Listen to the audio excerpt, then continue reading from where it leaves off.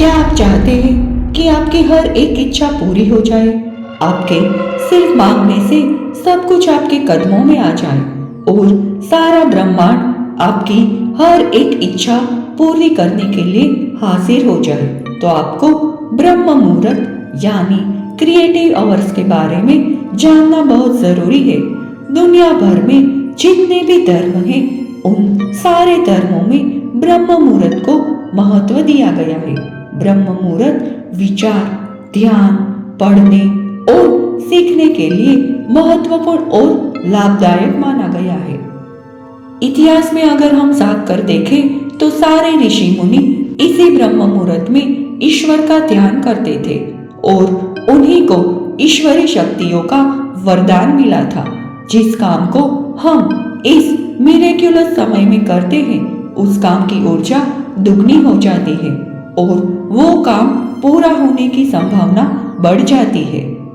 मंदिरों के द्वार इसी समय में खोले जाते हैं और ईश्वर की साधना की जाती है। प्राचीन काल के लोग इस ब्रह्म मुहूर्त के महत्व को अच्छी तरह से जानते थे और इसीलिए उन्होंने खुद भी इसका लाभ लिया और आने वाली पीढ़ियों के लिए भी इस ब्रह्म मुहूर्त का महत्व ग्रंथों में विशद किया। लेकिन अब हमने विदेशों की जीवन शैली अपनाई है और सारी गलत आदतों को अपनाकर जीवन में दुख को आमंत्रण दिया है। ये अमूल्य ज्ञान धीरे धीरे गायब हो रहा है। सोचिए, एक रास्ते पर बहुत सारा ट्रैफिक है और दूसरा रास्ता पूरी तरह खाली है और आपको जल्द ही कहीं पर पहुंचना है, तो आप किस रास्ते से जल्दी पहुंच सकते हैं? जवाब बिल्कुल आसान है। जो रास्ता खाली होगा उसी रास्ते से आप अपनी मंजिल तक जल्द पहुंच सकते हैं। इसी तरह जब ब्रह्मांड में हमारे द्वारा भेजे जाने वाले विचारों का ट्रैफिक बहुत कम होगा, तभी आपकी इच्छा बहुत कम समय में ब्रह्मांड तक पहुंचेगी। इस वक्त सोची गई कोई भी चीज आप अपनी जिंदगी में आसानी से कर सकते हैं। अगर आप इस पवित्र मुहूर्त में आपकी इच्छा ब्रह्मांड में भेजेंगे, तो जिस चीज को पाने के लिए आपको सालों तक इंतजार करना पड़ा है, वो अब जल्द ही आपके पास होगी। तो फिर आखिर क्यों माना जाता है ब्रह्म मुहूर्त को इतना महत्वपूर्ण? ब्रह्म मुहूर्त का मतलब क्या है? किसे कहते हैं ब्रह्म मुहूर्त? आखिर क्या है ब्रह्म मुहूर्त का सही समय? ब्रह्म मुहूर्त में क्या करें और क्या ना करें? ब्रह्म मुहूर्त में उठने का वैज्ञानिक महत्व क्या है? ब्रह्म मुहूर्त में उठने का पौराणिक महत्व क्या है? वेदों के अनुसार ब्रह्म मुहूर्त का महत्व क्या है? तो आइए जानते हैं इन सभी के बारे में। क्या है ब्रह्म मुहूर्त का मतलब? दिन रात्रि का 30वां भाग मुहूर्त कहा जाता है। एक मुहूर्त का समय 2 घड़ी या 48 मिनट का समय खंड मुहूर्त कहलाता है। उसके बाद वाला भगवान श्री विष्णु जी का समय होता है, जिसमें सूर्य का उदय नहीं होता है, सुबह प्रारंभ हो जाता है।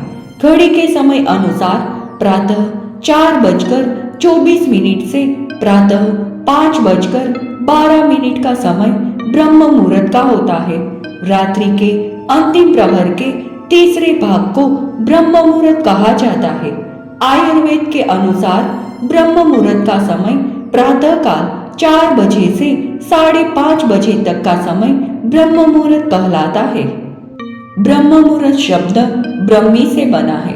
शास्त्रों में ब्रह्मी ज्ञान की देवी सरस्वती को कहा गया है। यही कारण है कि प्राचीन काल में गुरुकुलों में आचार्य ब्रह्म मुहूर्त में ही अपने शिष्यों को वेदों का अध्ययन कराते थे। आज भी विश्व के प्रसिद्ध विद्वान, विचारक और साधक ब्रह्म मुहूर्त में उठकर अपने दैनिक क्रियाकलापों की शुरुआत करते हैं। ब्रह्म मुहूर्त किसे कहते हैं? ब्रह्म मुहूर्त 2 शब्द के योग से बना है। जब दोनों शब्द को अलग अलग करते हैं, तब एक शब्द ब्रह्म और दूसरा शब्द मुहूर्त मिलते हैं। उन दोनों शब्दों के अर्थ के आधार पर मतलब होता है, जो इस तरह है।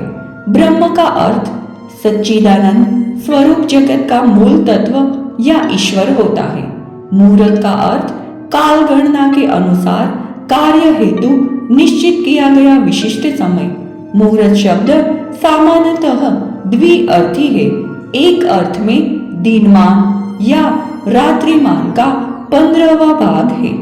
मुहूर्त दूसरे अर्थ में किसी शुभ कार्य को करने योग समय का सूचक है। मुहूर्त का अर्थ मुहूर्त वह समयावधि है जो अपेक्षित नतीजों के पाने के हेतु से किसी भी काम को करने के लिए अयन, मास, ग्रहों की स्थिति, गोचर, तिथि, वार, नक्षत्र, योग, करण, राशि, लग्न, दिन मानांश या रात्रि मानांश आदि की दृष्टि से सर्वाधिक उपयुक्त है। 2 घटी समय अवधि वाले नित्य मुहूर्त द्विघटिका नित्य मुहूर्त कहलाते हैं। दिनमान एवं रात्रिमान को औसत रूप से 30-30 घटी माना जाए तो द्विघटिका मुहूर्त की समय अवधि 15वां भाग या दिनमान या रात्रिमान के 15वें भाग के बराबर होगी।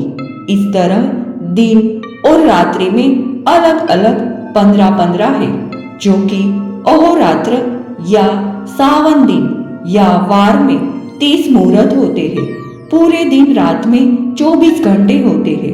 इस तरह पूरे दिन रात में 30 मुहूर्त होते हैं और 8 प्रहर या याम होते हैं। एक प्रहर का मान 3 घंटा होता है। दिन एवं रात्रि काल में 8 प्रहर या याम के नाम इस तरह है। दिन के 4 प्रहर के नाम इस तरह है। प्रथम प्रहर पूर्वाहन, दूसरा प्रहर संगम या मध्याहन, तृतीय प्रहर मध्याहन और अपराहन, चतुर्थ प्रहर अपराहन या सायंकाल। रात्रि के 4 प्रहर के नाम इस तरह है।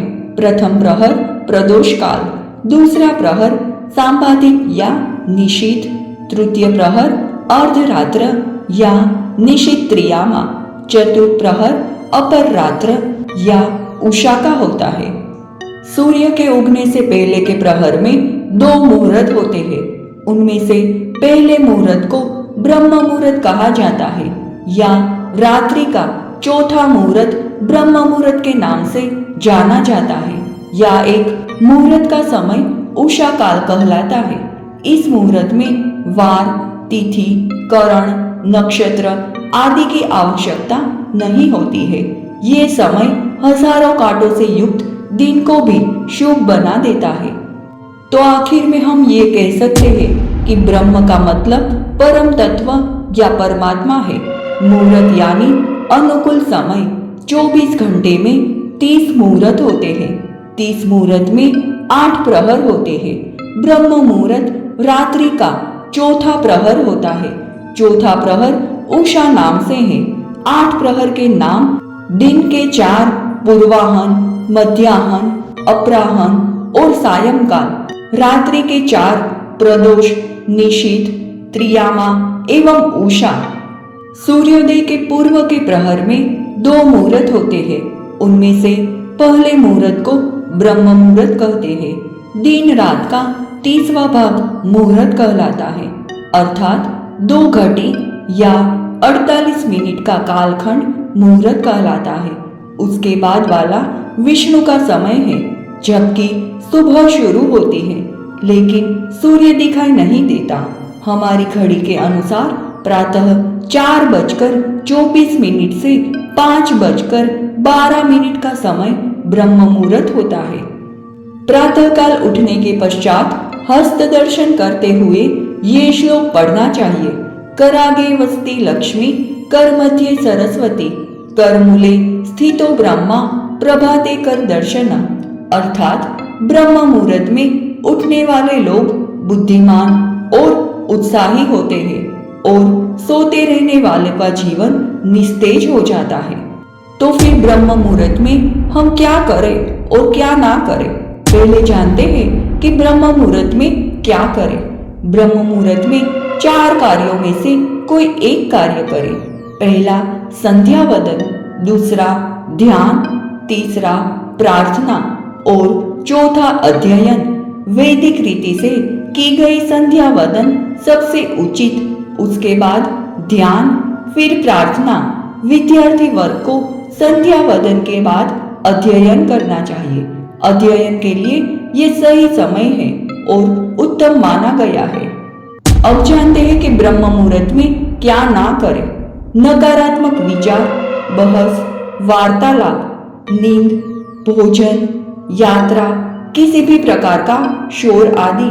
ये देखा गया है कि बहुत से लोग इस समय जोर जोर से आरती आदि पूजन पाठ करते हैं, कुछ तो हवन करते हैं। ये अनुचित है। इससे वे खुद को और दूसरों को संकट में डाल देंगे।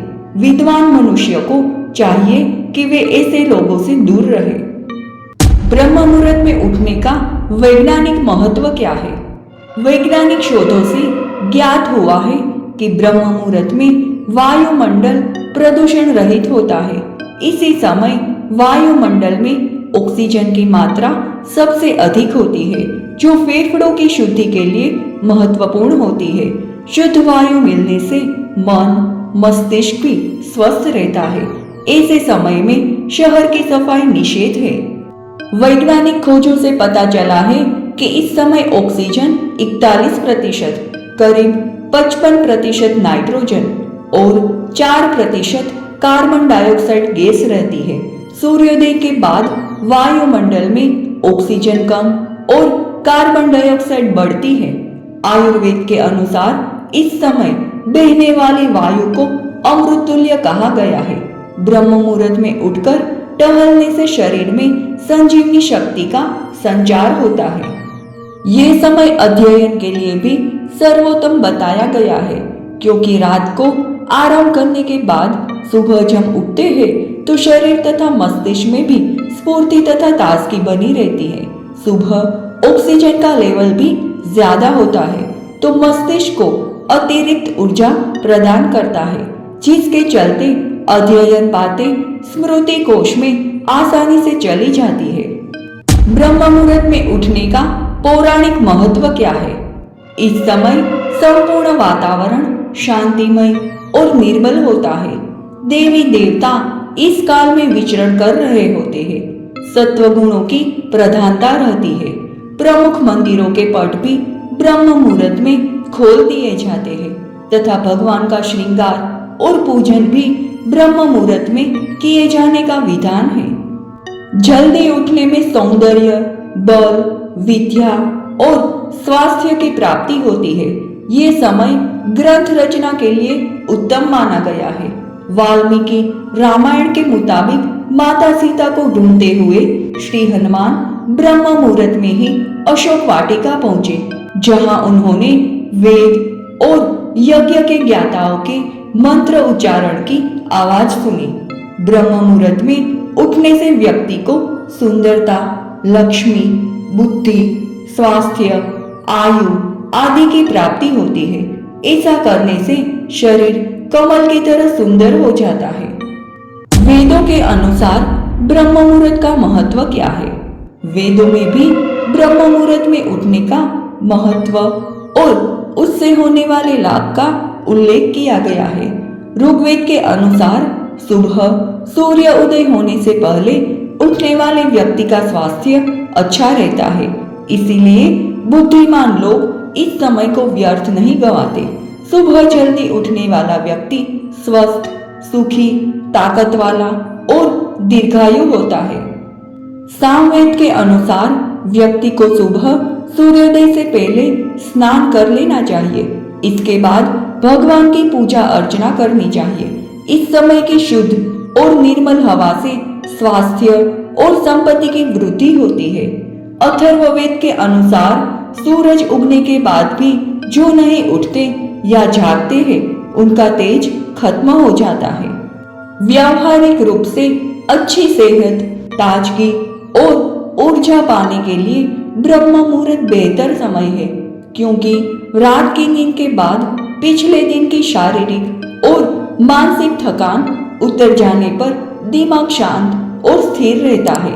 वातावरण और हवा भी स्वच्छ होती है। ऐसे में देव उपासना, ध्यान, योग, पूजा, तन मन और बुद्धि को पुष्ट करते हैं।